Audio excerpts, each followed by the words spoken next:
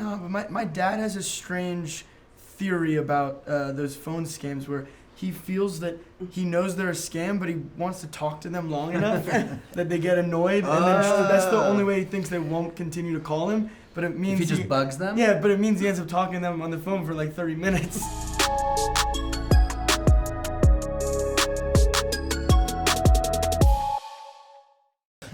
So Josh, this is based on a story that actually happened to your grandmother. Yes. So tell us about that. It is.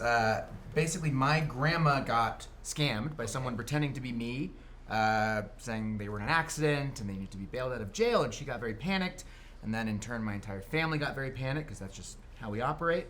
And eventually, luckily, we intervened before she actually sent the money, but it sort of got my wheels turning to see her tricked that way, because she's always been sort of just the sharpest and the toughest and the funniest, person I know. And I started imagining what it might be like if she had set out to get it back. And that's sort of where the seed of the idea started. So, June, what was it like playing a character who's out for revenge and a character who does her own stunts? It was great. I loved every minute of it. That's amazing. That's fun. Did you have a favorite moment on set? I think the working on the motor scooter. I've seen the clips on the scooter. I've seen the clips on the scooter. On the motor scooter and the things with Richard and hitting him and everything. That was great fun. So you talk about Richard Roundtree, who sadly left us recently. What was it like working with an iconic character like the one, the only Shaft? What was that like? He was great. He was a great guy, a wonderful actor. And it was such a joy, and I feel very honored to have had that with him, to have been his last film. Also, when we talk about kind of preparing for these roles, Clark, you have a black belt in Brazilian Jiu-Jitsu.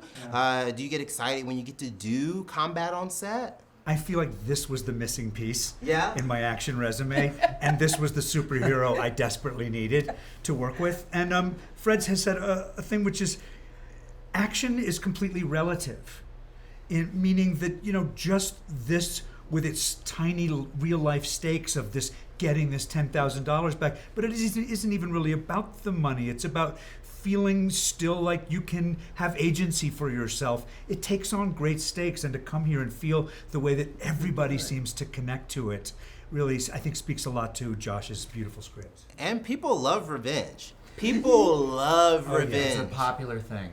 We love it. When you're talking to yourself in the shower, 9 times out of 10, it's about revenge. It's about revenge. Ever. Did you have a favorite stunt, Fred? My favorite stunts are watching your stunts, I would have to say.